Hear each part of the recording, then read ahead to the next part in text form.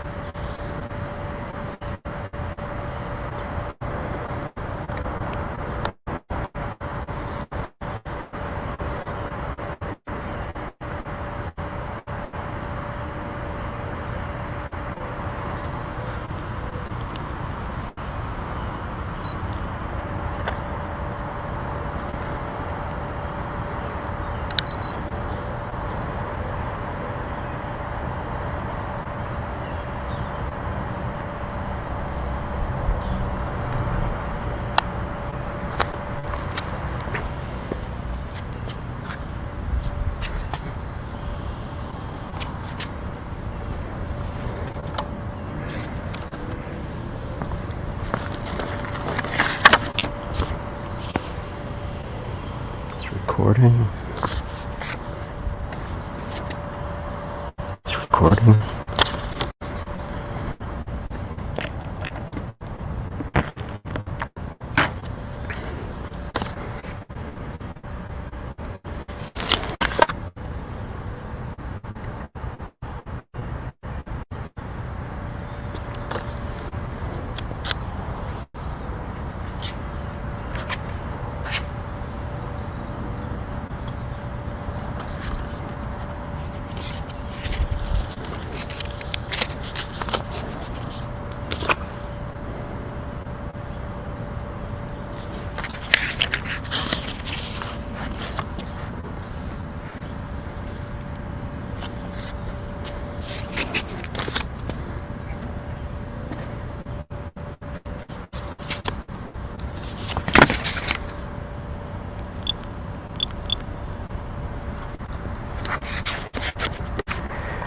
Good morning and welcome to the live event, the update on neural pathway training. So I'm actually going to do the routine I use in the mornings. The way this started is I'm not a big person who's into external supplements, medications, etc., etc. And I've had enough experience between ranger training, martial arts, and seeing some people who were especially involved in the internal arts, some of the things that are possible just from the body without any external help. And while I'm not against that, for others, this is for me. And I've had enough experience with things like, they call it manifestation. I don't. I have a whole series on closing the woo-woo gap because most of the stuff that people talk about manifestation in the universe is actually from within. And I can show you that with evidence. Now, all of this that I'm going to tell you exists when you do searches. If you take down some of the words I'm saying, and it'll be the recording will be up there, you can follow along and search it and find it's all there, but it exists in silos. So it takes the person to put it all together. It's like having an electrician and a plumber and a mason person and a framer, and all these folks, they know their role, but it's the general contractor who knows how to build a house, and that's what you have to do, is be the general contractor for your life. So the way I got here was wanting to replicate the placebo effect. And I knew that I could do it on some things. It worked on some things. Other things it didn't. Sometimes it worked, sometimes it didn't. It wasn't repeatable, but I knew that I had the evidence that it would work. And this goes way back even to 5 years old when I was taught to use my words. In fact, I was taught affirmations at 5 years old by somebody who didn't even know what they were, but just told me that, if you say, I know I can, I know I can, I know I can, you'll be able to do it. And I did that, and I rode my bike for the first time after I was taught myself. So I was trying to get riding, and she said, just say that, I know I can, and it worked. And so at 5 years old, it imprinted, and I made the connection that it was the words that made it happen. Now I understand that there's a lot going on. There's priming, there's neuroplasticity. So the short version is this. I knew that sprinting provided so much benefit for the body, and mitochondria. At the time, I didn't, testosterone. I didn't know about some of the other things like serotonin, telomere lengthening, heart rate variability. I didn't know about some of those things, but I did know it benefited. I also knew that martial arts had a great benefit. The way these two things come together is what I call neurotransmitter production. Now that's just a short-term way, a short version of saying, let me just check something. Sorry. I have to look at the screen to make sure that we're on, so when you see me do that. So the way this comes together, I call it neurotransmitter production, and I use that as a catch-all phrase because it's not just the neurotransmitter production. It's that sprinting, especially the Eastern arts, the internal arts, but also with some of the more physical arts, the Shotokan and Taekwondo, and those are Eastern as well. But what they're doing, they follow these 7 factors that are somewhat deep practice, but they are definitely existing in sprinting, especially in the martial arts. You'll find it in yoga. I think for older people, and this is life expansion after 50, so I want to talk about people who are a little bit older. The yoga Tai Chi is a great one for people even at 70 years old. I'm 70, and I'm a little bit more, I like the impact sports a little bit better, so I'm going to use Wing Chun. But what the martial arts bring, right? I'll go through the 7 factors. So first of all, novelty. So if you ever watch a karate martial arts school, you first start very small, low on the totem pole, etc., white belt, and then you have to learn these forms. Every new form is the katas, right? That's novelty. And then you have to progress, and you learn the parts of them. You learn the kicks. You integrate kicks. So there's novelty. The other one is intention. And if you ever watch somebody breaking boards, I've broken bricks with my head, and I had a situation where I was distracted and the bricks didn't break. I got a concussion. And so you learn that intention. You learn to focus your attention into doing a thing, and that's the intention. And I do an asterisk with intention. I talk about the context. And, you can almost look at intention and context on a continuum, because context is like purpose and vision. That gives me the desire, willingness, enables the dopamine for me to do the hard things. And purpose is context. But even just skiing, I talk about, going skiing, the context during the off season is to get ready for ski season. The context during the ski season is to get back on the bicycle and riding or whatever. And now it'll be the Wing Chun. So that's novelty, intention. The next one is precision. So if you ever watch martial arts, there's a lot of precision. It's how you hold your hand. It's not just here, it's here, right? It's not just punching here, it's punching here. And little things, little small things. And then the arts have these distinctions between them because it shows that you get more power here, but there's other things that come into play. The next one is balance. And if you're kicking, you have to be balanced. And the sprinting, while you may not think of it as a balance thing, you are balanced. Everything has to be balanced because you're going so fast. I think of sprinting as like a violent activity, which is why it's so easy to get hurt. And then we have progression.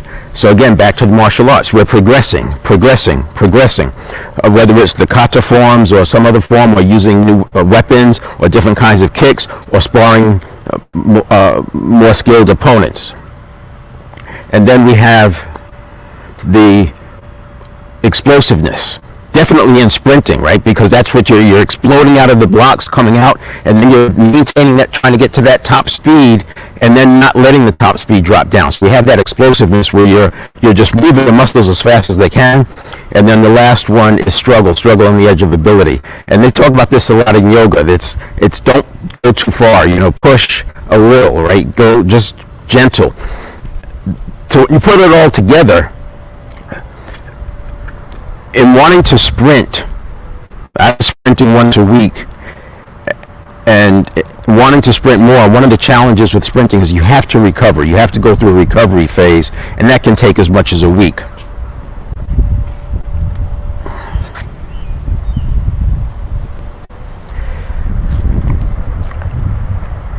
Want something that I could do more regularly without having to go through something that I could do more regularly without having to go through the long recovery, and footwork surfaced. Not just footwork, but these drills, and again, adding the new ones. So if you see any of my videos on the channel or on the page, I move them around. That's the novelty. I look on YouTube, I go to, there's people I'm following now, it keeps showing up more and more, YouTube is, but a lot of them have to do with speed or agility. And so I'm now looking at some of the speed drills because I got injured, pulled a hamstring, and I got to go through recovery. So during the recovery period, I'm looking at some of these other options. I pick up new footwork drills. I pick up new ideas, like this idea of sprinting. You train the beginning, you train the middle. The beginning is the start, the middle is the top speed, and then the final part is maintaining the top speed as long as possible, putting off the deceleration. And the footwork drills get to a lot of that without the demands of sprinting. In other words, I said sprinting is violent. The footwork drills are more mild, and I'm not pushing myself over. So here's the big difference. With neurotransmitter training, we're not really training the muscles as much as we're training the signal. So when we get older, as we get older, one of the challenges we have is that the signal gets weak. And there's a signal that goes from the central nervous system to the neural pathway, and that neurotransmitter is glutamate. Then we have the neural pathway, and if I take a step, that might be 1,000 neural pathways to take that step.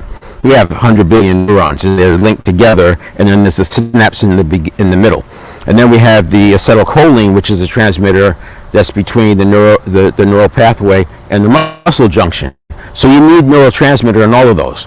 And the novelty, intention, precision, balance, progression, explosiveness, and struggle on the edge of ability communicates to the central nervous system that this is important, and that leads to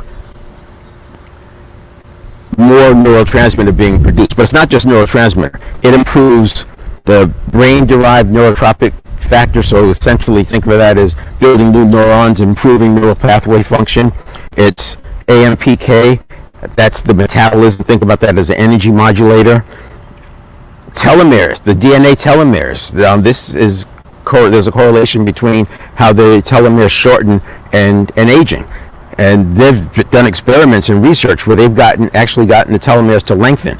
So, this starts to get into some of the epigenetics, which again is, if we can do it, if epigenetics works, and I used to think it was just belief, but what I'm finding is these activities, it makes the body produce the hormones and the transmitters and the enzymes that are needed to heal the body or to make the body function well, which is why it all comes together. Then we have testosterone for men, estrogen for women after menopause. We have the serotonin, the feel good, so mood enhancer. We have dopamine. This is the reward factor. So these things drop off as we get older, which is why you may not have the motivation to go to the gym, etc. So that's it. And I have a 5 to 7 minute exercise that I'm going to do, and no warm up or anything, which is, I'm not suggesting you don't warm up, but I want to show you how simple it is as an exercise. Now the first thing I'll do is I'll usually bounce on a Bosu ball. I don't have my Bosu ball out here right now. So let's just start timing it right now. I've got on the clock, let's see if it's showing up, 16:24 on my clock. So I'm just doing general footwork, just bouncing around. But I do this to get the blood moving. And then what I'll do next is I'll lay on a roller and just stretch out my spine. I'll roll across my trapezius muscles, just to loosen up. And this is more, so I said no warm-up. This is actually like the warm-up, but I'm showing you how simple this is. Change the, all right. Can I go one more?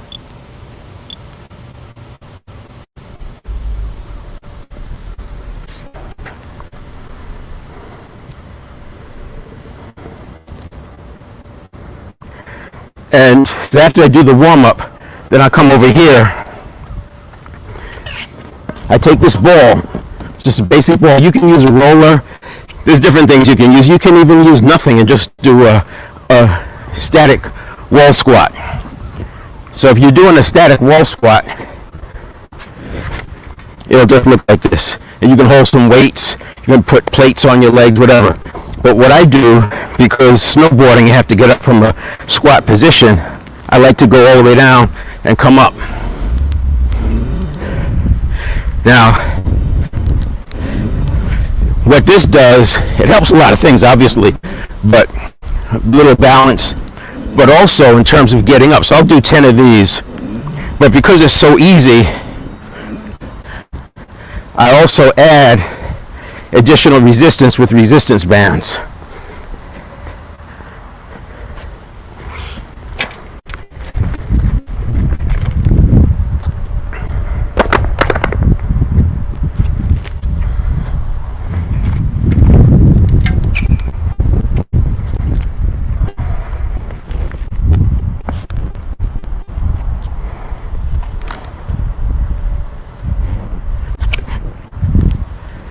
So by using resistance bands, I can progressively increase the resistance. Now, unlike regular exercise, I'm not trying to go to failure. I'm not exercising muscle.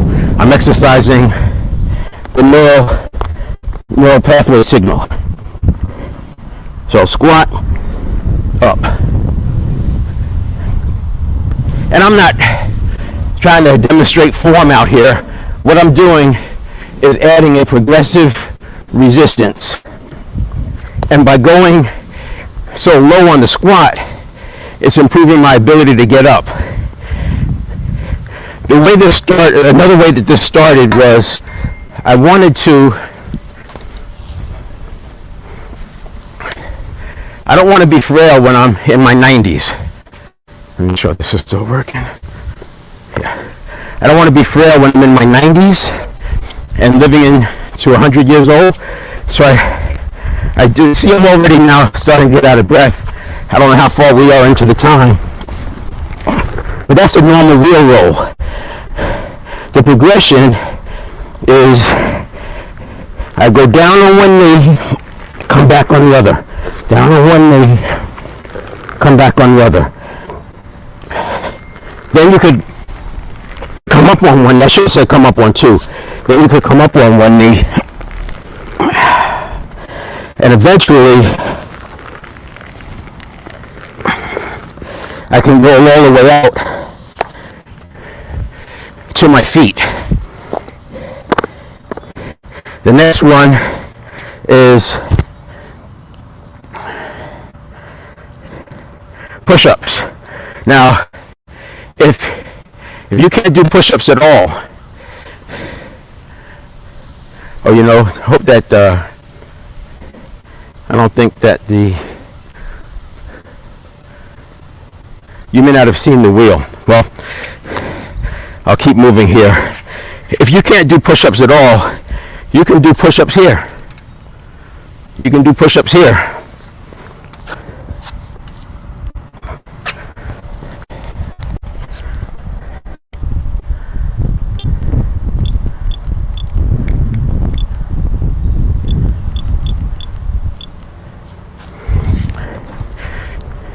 And you can add the band. You can add the band. And you can go from here with the band, and you can go to here with the band. And you can start with a very small band and move up to the bigger ones. So the push-ups, I'll do 5 and then work my way up to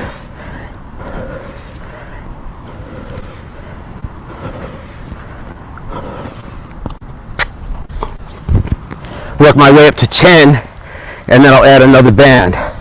So I'm at the top with this band now, this purple band, and what I'll do is add these two. So these two are stiffer than the purple,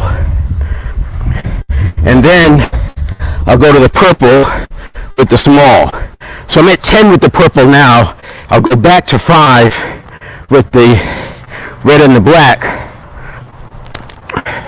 the big red, the larger red one. Here's a little bit harder.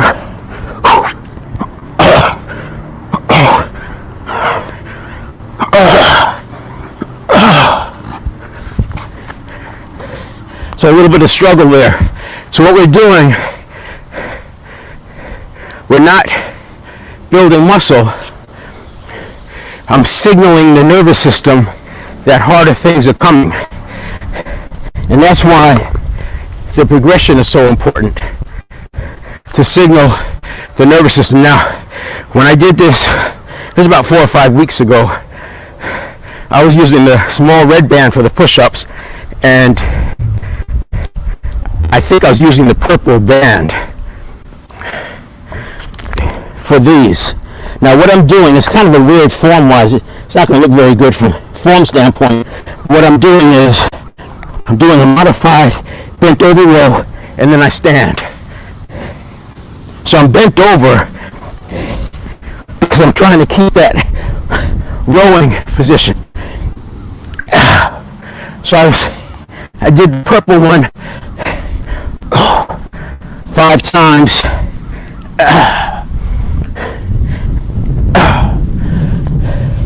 And I'm up to, so I'm done with the 10 now.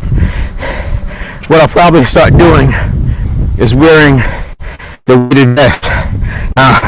It was 16:24. I'm now at 24:11. So clearly it took more time than 7 minutes. It took 8, but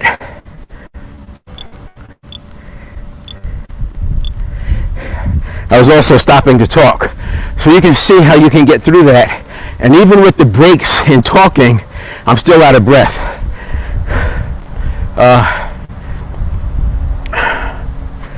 So I demonstrated how we add there's no novelty. There is intention because I'm focusing on doing the form right. Today I'm focused on talking, but I want to do exercise right because we don't want to struggle over our ability. We want to struggle at the edge of our ability. And so the intention is to make sure the form is right. Obviously today, as I said, I was more focused on talking. And then we got the precision and the balance. Don't really come into too much play except when I'm doing the wheel on one foot. And by the way, you can also do the push-ups on one foot. Right? I can do the push-ups on one foot. And when I do the wheel, when I progress up the wheel, what I'll do is one leg and then the other leg, left, right, left, right. It's like a little recovery. And then what I'll do is add 2, 2, 2, 2, and now I'm up to 4 on one leg, 4 on the other leg. Now one of the other big thing is adding one rep per day. So you want to, if you could do 25 push-ups, I would say go way down to 5. Start with 5 and do 1 push-up a day, and then the next day do, I'm sorry, I said 1, I meant 5. So do 5 push-ups and then add 1 push-up a day, 1 a day to 10. When you get to 10, add a band, a small band. Do 5 to 10. What we're doing is we're training the body and the system that tougher times, tougher demands are coming. The only easy day was yesterday. Tougher demands are coming. Step up. We go to 10, then you go to the heavy band. Now in the beginning you're doing 1 band a day. when I time it right, when I get it right, I could progress all the way up to bands without ever struggling. Sometimes if I start too strong, like I start with bands too soon, then I'm training muscles instead of the signal. I want to train the signal. So you get a picture of the signal. Imagine a martial arts master flipping a guy who's twice his weight, and think about that how he uses the other person's momentum, and that sweeping move that he uses. Imagine having neural pathways trained all the way along that, so there's handoffs in the movement. That's not the scientific way of describing it, but you start to get the idea that if you train and do this, just adding 1 a day, and then you get to 10 and go back to 5, and it's no magical thing between 5 and 10. You could do 15, come back to 5, go up to 10, come back to 5, go up to 10 with a heavier band. You'll find that you get much stronger. Now, to do so that's it. That is the daily routine. I do that once a day in the morning, 5 to 7 minutes, and normally it's a 5-minute thing. And I tie it to something else. Either if you drink coffee, either after you drink your coffee. Right now, I'm focusing on a liter of water and 10 minutes of breathing, which I'll talk about in the spiritual when we get to the spiritual area in a moment. And well, you know what? We're going to go to the spiritual. We're going to go right to the spiritual area because the footwork drills will take too much time, and I've got to watch the battery and the time. Now, a couple of weeks ago, 3 weeks ago, I started talking about neuroplasticity. And specifically the stimulus response cycle.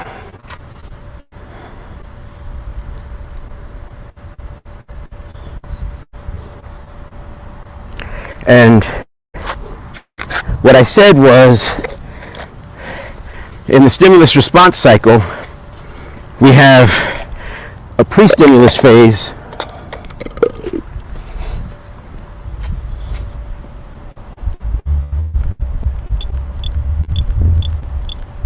and we have a stimulus response phase. And in the pre-stimulus phase, we have beliefs, neuroplasticity,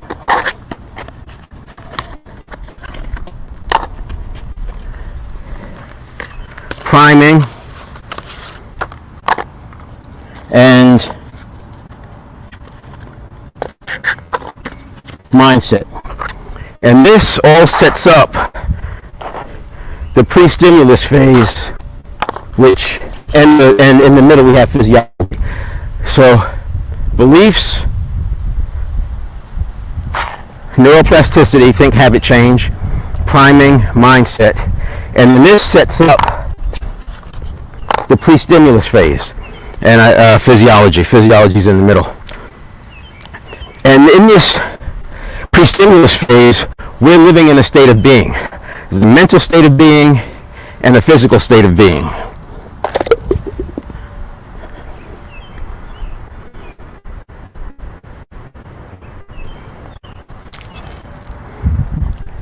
We have a mental state of being, a physical state of being, and then we enter into the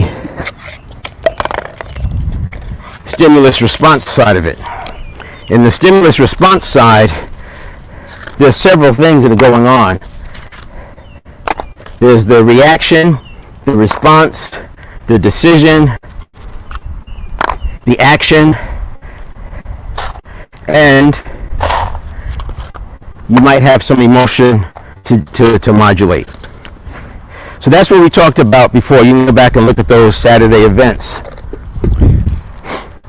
What I want to talk about today, though, is so then we have, this is all part of the 7 Fitness Series. The 7 Fitness Series is the roadmap I use to help people get from where they are to where they want to be. So again, it's life expansion after 50. So how do you get from being sedentary and not doing what you want to designing and living your life after 50?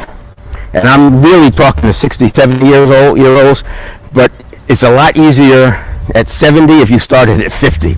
But at 70, let's go, right? And the average lifespan of a person who's 50 years old is more like low 90s. Now, you probably heard 70s, you've heard 80s. Well, that's because it doesn't reset. So the lifespan of a 50-year-old is based on all the people born at 0. So obviously there are a lot of people who didn't make it to 50. Those are in the math. That's in the numbers. And so if you did a reset from 50, and you can find these tables now, but if you did a reset from 50 to, you'll find that by the time that person is 90, the life expectancy will be over 100 years old, because the numbers are just better than what the tables are going to show, because they're taking out the earlier deaths. So the the 7 Fitness area supports that shift from where we are to where we want to go, and it's mental, physical, spiritual, and emotional. That's what we control. So it's mental, it's the physical, the spiritual, which is what I'm going to talk about today. Then we have emotional, that'll be next week. And then we have relationship, professional, and financial. So we as be, do, have. First we figure out who we are and what we want to be, and then and learn to have agency, so that we're not going to run into anxiety spirals. We're going to be able to do what we say we're going to do. And then we go into the designing the relationship, professional, and financial.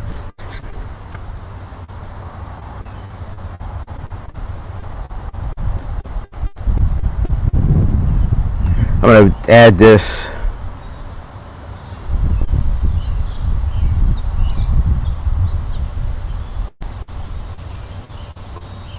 Wait a minute. Oh, here we go.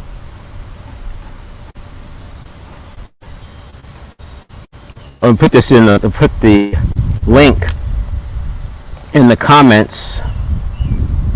And if you want to come on stage or just post a comment and ask a question, what I'll do is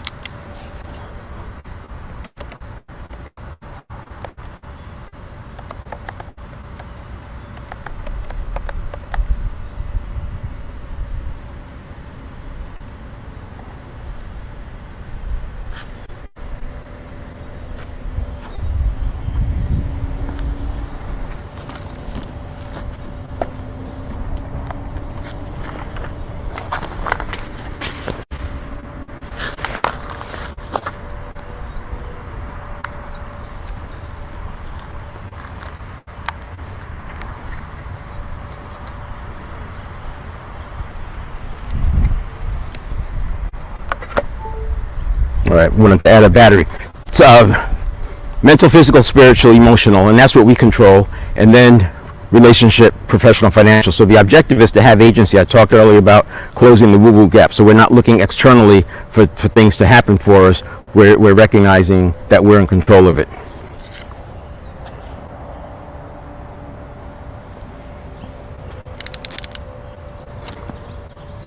And now today in the spiritual area,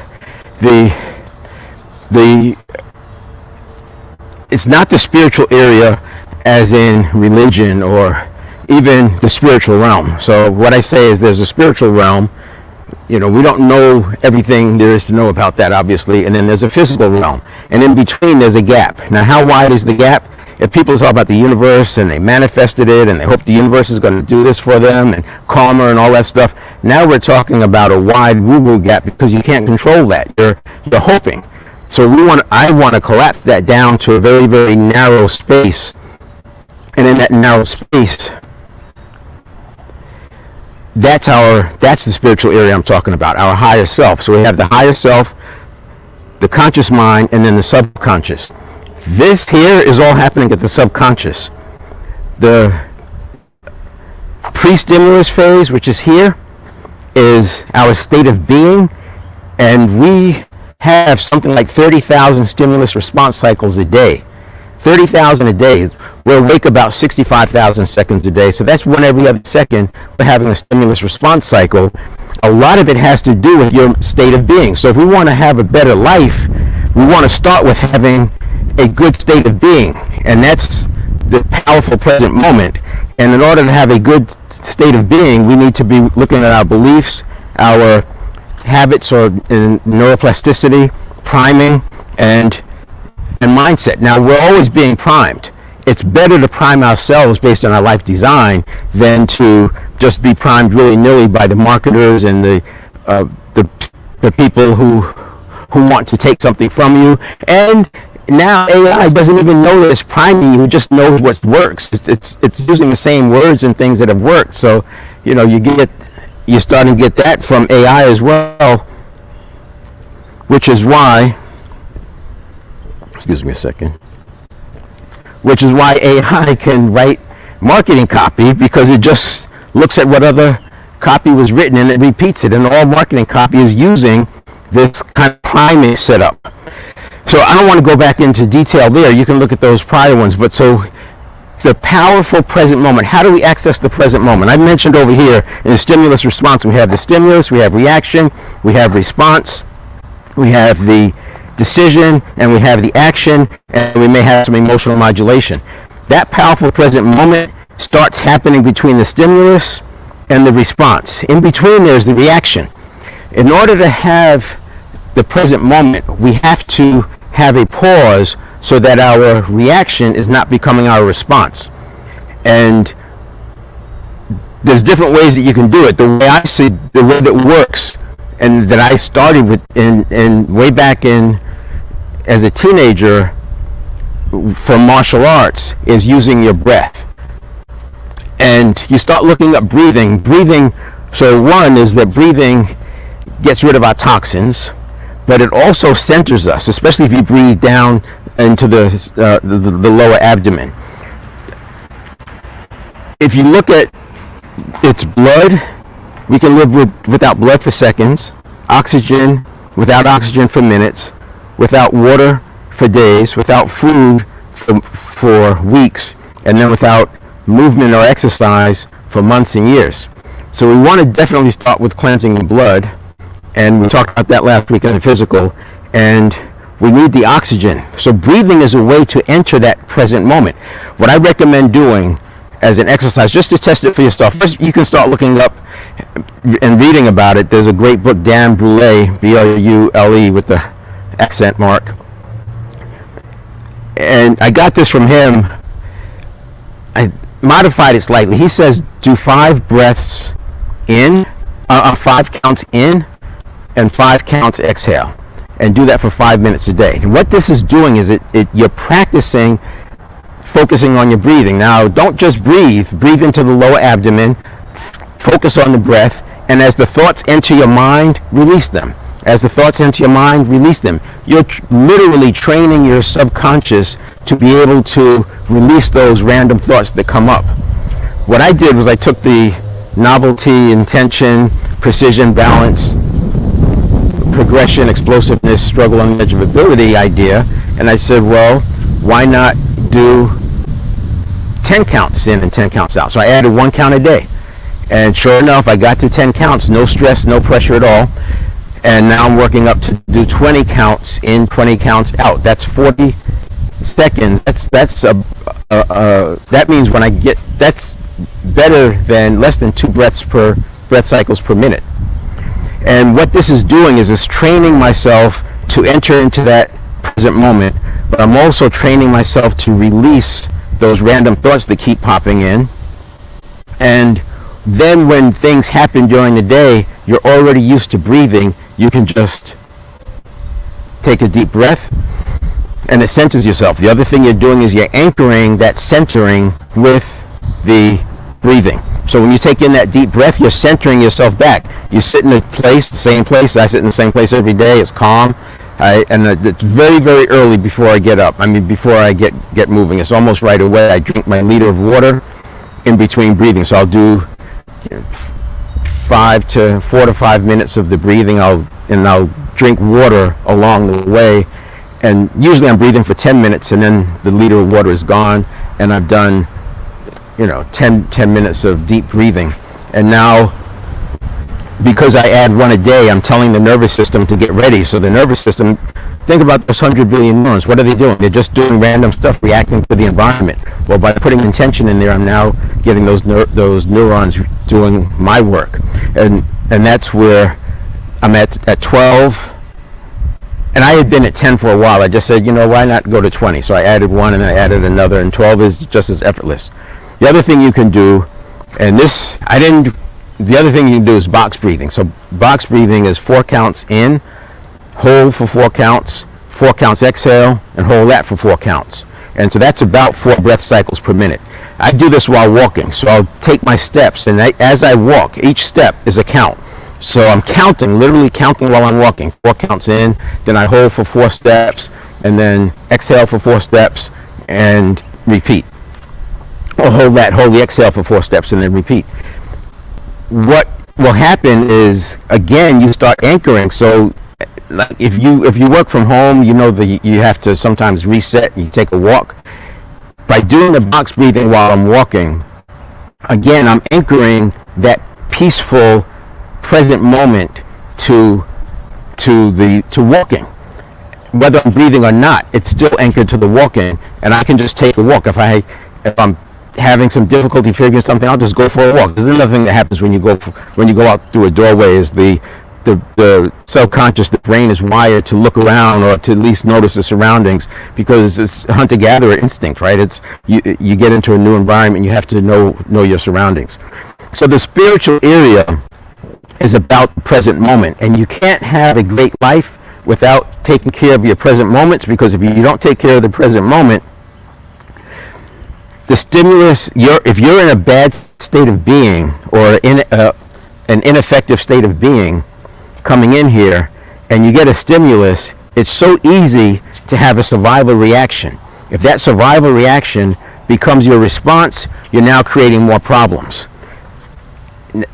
You probably heard we do that 95% of our actions are by habit. Well, in order to start breaking those habits, we're going to have to go way back here, and you work on your beliefs, you work on the neuroplasticity, that's the habit formation, the priming, and then the mindset.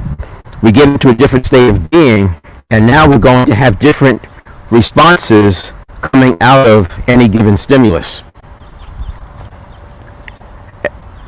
The spiritual area, when I'm working with somebody, what I want to do is pay attention to their self-talk. What's going on? What's their inner person? Because we should be controlling that. So if somebody's trying to stop their negative self-talk, think about where that's coming from. It's coming from conditioned responses from years and years and years ago. Sometimes you have to work on the belief. Sometimes you have to work on neuroplasticity. But what I want is to have the inner talk be what that person wants. We're going to get to 100%? It's not necessary. If 95% of our actions are by habit, all I need to do is change 5 or 10 points. If I change 10 points and now 85% of my life is by habit, that's golden for me. I don't want to have to learn how to brush my teeth every day, right? So we need some habits, but what I want to do is make sure I'm engaged at a conscious and a now level, especially when the stakes are high. So that's it. That's the spiritual area. You saw the exercise. It's literally 5 to 7 minutes. You can do it in the morning. I would say just some pointers. Start very, very easy and go very, very small, because you want the dopamine kicking in. You're going to have bad days. There's bad days. There's bad weeks. And if you have a few bad days and a bad week, you may stop it if it's not easy enough. So keep it easy. You don't want to be struggling too much. You want to struggle at the edge of ability. So when I'm getting to my 5 or my 6, I could do 3 or 4 more. When I'm at 10, before I go back and add a band, I could do 3 or 4 more at 10. And so I'm always well inside, but it's enough to activate my the neural pathways. And the reason why this is important, what I didn't talk about, is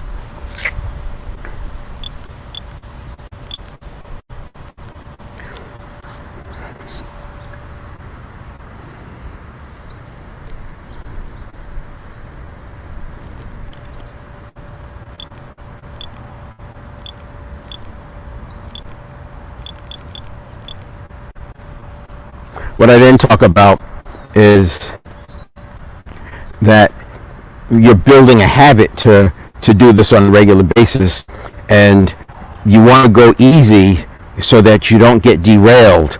We're not building muscle, we're activating neural pathways. The muscle, if you think about muscle atrophy, the muscle atrophies at a rate, but as we get older, the neural pathways atrophy much faster. So they deactivate essentially, they go dormant. But the neurons get wrapped with myelin when you're building the skill. The myelin doesn't go away. It does with age, but not from lack of use. The myelin stays on the neuron, but the synapse goes away because the brain is only going to make enough the neurotransmitter that it needs as we get older. As kids, they're flooded with it, but as we're older, it's always about being efficient. So it's less neurotransmitter, and so you have dormant neural pathways. So by doing these exercises, footwork drills and sprinting, etc., we're activating more neural pathways. In order to activate neural pathways, the brain has to generate neurotransmitter, and that's what we're doing with that little 5-minute exercise. I talked several times about getting out of breath. The reason that's important is that it increases heart rate variability, which is correlated with willpower, and it reduces decision fatigue. And we also the body expels 70% of its toxins through breath. So if I'm breathing deep and hard, I'm doing a better job of cleaning my system. So there's a lot of benefits, and you can just Google brain-derived neurotropic factor. What does that do? AMPK, that's the metabolic one. Serotonin, we know, feel good. Dopamine, the habit formation. Telomeres, DNA telomeres, those are like caps on the end of the DNA that get shorter as we age, and as they get shorter, the DNA frays. Maybe not a scientific way of saying it. And we're actually, through these exercises, they've been able to show that not only can you slow down the shortening of the telomeres, they actually can lengthen. So this is anti-aging for me. This is like an anti-aging serum that's natural. And also NAD+. Even NAD+ is benefited, and the lack of inflammation. So when we have toxins, our body's going to do what it needs to do to get to the blood to the proper pH, 7.35, 7.45. And to do that, the dirtier, the more toxic we are, the harder the body has to work. The harder it has to work, the more inflammation we're going to have, and the more oxidative waste we're going to have. So eating clean reduces oxidative waste because the body doesn't have to work so hard, and it also reduces inflammation. What's interesting is footwork drills increase or decrease inflammation. You would think that exercising would aggravate it, but because of the way the body's creating the hormones that it needs, it actually decreases the inflammation. I did an exercise before. Let's see if this is yeah. So I want to remind people that I'm not starting. This is what I'm doing for me. Wherever you are, you can start. If you are a person who gets out of a chair and you have to use your hands to stand up like that, if that's how you get out of a chair, you can start by, let's say you were using 2 hands to get up, or imagine that there's arms. You use 2 arms to get up. You can start just by, for a few days, just use 1 until you feel comfortable where 1 is very easy. And you could alternate, like, right? I would do 3 or 4 of those a day. Then you could put your hands on your knees, and instead of, because that's less leverage, and you have to lean forward, and then you go to 1 hand on your knees, and then eventually you should be able to get up just by leaning forward, and then eventually you'll be able to get up without leaning forward at all. That's something that you can do right now today. Just start looking at what you do during the day and where you're using assistance. If you're pulling up on the banister to go upstairs, that's something that you could change. You could use fingers, and then maybe every other few steps you pull the banister. Lots of different things you can do to start right where you are. So I'm going to leave it there because I don't want to ramble, and I'll be live again next Saturday. See if there's any comments coming in.